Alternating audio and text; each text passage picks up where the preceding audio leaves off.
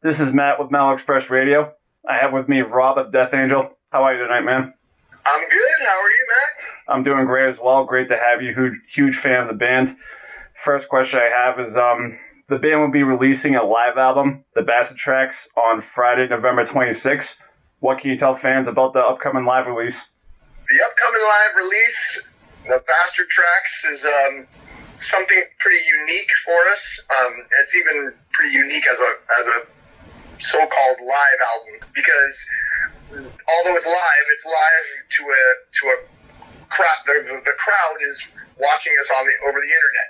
It's the live version of the Pandemic live type concert. And we also created a special set for that, hence the name The Bastard Tracks, whereby we're playing basically all songs that are deep cuts, songs we don't normally play, or that we never play, even some that we never played live before at all. And we did this as a live stream event that happened earlier this year. And it came out so good that we were excited to be able to release it not only in audio format, but also visually as Blu-ray. So there you have it, coming out real soon this month. We're excited for the release. And how did the band go about picking a set list? Because I know there's even some songs that the band has never played live before. Did you all sit down together and kind of go through your whole catalog, or? I mean, not in a way, not really all together, like all at once like that, but more so I basically hit up all the guys and told them to send me a list of what would be their favorite Bastard Tracks. Each of the four guys sent me their list. Then, I had my ideas of what songs I thought so as well. I compiled the whole list and just started going through it, envisioning doing this song or that, and trying to at least be sure to pick songs that each guy personally requested and felt that they liked and wanted to do. And by process of elimination, it got whittled down to the songs that are on the release.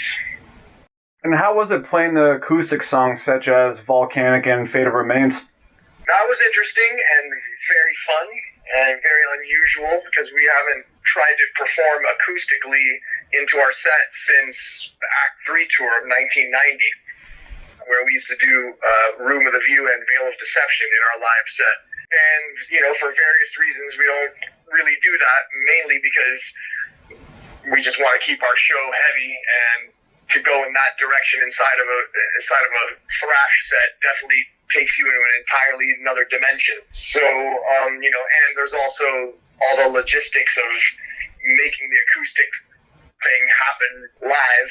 And so we just haven't really been incorporating that into our sets. But so this felt like a nice opportunity to expand the live stage show and throw in a couple acoustic songs. And also we wanted to do Faded Remains because that was from our latest release, which was the Under Pressure acoustic EP that we put out in the middle of the pandemic as well. We recorded and released that as our expression of emotion during that time, and we wanted to throw some of that in the set. And also Volcanic, because that's another song that we feel strongly about, I do in particular, and that we have never played before. So, we did a lot of separate rehearsing, just jamming on acoustic and working that out to get it the best we could to, in a live setting. And it was great. It was great to do, like, we would rehearse our whole heavy set. Then after that, we'd take 5 for a minute and just chill out and work on the acoustic stuff. And it was definitely a fun element to interject into our jam session, which is not the norm for us. And since 2019, the band has released a full-length album, an EP, and now the upcoming live album, as well as, multiple streaming shows. How has it been just keeping yourselves busy during these trying times? It's challenging because we are not in the normal blueprint from what we're used to as far as the different parts of the chapters of the cycle that you're in, where you're touring in the studio, writing, touring, and mainly touring, because this band likes to tour. So we're pretty much touring constantly. So this is certainly the longest time since we ever played our very first show of our life that we have played a live show. So that has just been kind of hard on us because we thrive off of that energy, and that's our life. And this definitely made things really strange for us to not travel, for us to not experience the energy with fans and ourselves on stage. So we had to do something because you don't have much choice as far as musically. You can be writing, you can be collaborating and doing like little online collabs, of which we basically all of us did little things like that here and there with other people to fill the time and keep musical and try to keep busy. But then finally we just realized that there was one way to go about things, which was to do those internet performances. And as strange and sterile as it is, obviously, compared to a regular live rock show, it still beats doing nothing and not playing at all. Like it definitely, gives you something to work on and something to a project to put all your energy into. It gave us a lot of reasons, a huge reason to get together in our studio and jam, rehearse live with one another and get together and play instead of just playing along to your stuff at home in your home studio or whatnot. So it did multiple things. It was a way for us first and foremost to release and get our emotions out musically together, and then as well as it kept us active with fans and kept something going on with releasing things and staying somewhat relevant in an era where everything went dry. And for the first time since the pandemic hit, the band played to a live audience at the Aftershock Festival in Sacramento. How was it getting out there again? It was amazing to be able to have that to happen after all this time. Absolutely a release for sure. But along with that, it had been so long, and the circumstances weren't normal because it's this open air outdoor festival happening around here. So that in of itself is strange because normally when we're doing these kind of open air festivals, it's in Europe and it's a whole different vibe and feel. It's the second time we played Aftershock, but still to have that kind of an open air festival in California and so close to home, and then play early in the day with a very short set. I believe we only played 5 songs, and usually, you're just starting to get warmed up by the 5th song. You're starting to get in the groove and have a good time, and that's already the end of our set at that point. And that being the first live performance in nearly 2 years, it was strange. And there's a lot of factors going on that's sucking you away from just the normal feeling of just letting loose and playing music. So, there's a lot going on in your mind and in your emotions and in your soul while it was happening. And it happened so fast and so early that it was too quick, and it was just too bizarre. Like when we were done, we were just sitting there like, that's it? Like, you just definitely wish that there was another show tomorrow, and we were on tour and we had 30 more shows to really get into it. So it was great, but it was kind of weird. And, I'm looking forward to our next show, which is happening in 2 weeks here in the Bay Area, in an indoor show in a more normal atmosphere, which is also going to be great. But then it's also just one show again until many moons till we play again. So it's kind of a weird, bittersweet feeling, to be honest with you. We want more so badly, and it's just a tease, but we'll take it. And the band will be playing the Bass Strikes Back tour featuring Excess and Testament in the new year. What are your expectations on bringing the tour to the United States? We're beside ourselves. We're excited. Like you literally just don't even want to think about it right now because it just feels so far away. And we were so ready and excited to have started it in October, as it originally was going to happen, that it was a crushing disappointment that it wasn't going to happen right then. We had been rehearsing and preparing and just mentally preparing, soulfully preparing, musically preparing for months for that. And when that went away for now, it was just like crushing. So I can only imagine that by the time it rolls around for that tour to actually embark, we're going to be freaking out. We're already freaking out. Like, we're just like caged animals over here. So, yeah, we're just beyond excited for that. We cannot wait. And, you know, the people that go to those shows and the fans that witness those shows are going to really get something special, because you're going to get like this explosive pent-up energy coming from all three bands who already have that kind of energy to begin with in a normal circumstance. So with this going on, like, it's really going to be something else. It's going to be something unlike we've experienced, and we very much look forward to it. Other than touring, what do you think 2022 holds for the band? If all things go well, which of course we don't know, but we can only be as optimistic and hopeful as possible, we have a lot of touring plans, because we clearly have a lot of making up to do from not playing for so long. So we've got a lot of things in the works, a lot of things being booked right now that's going to clearly fill up our year on the road. And meanwhile, while that's happening, we're writing, we're preparing our new record that we also are very excited to get into and make happen.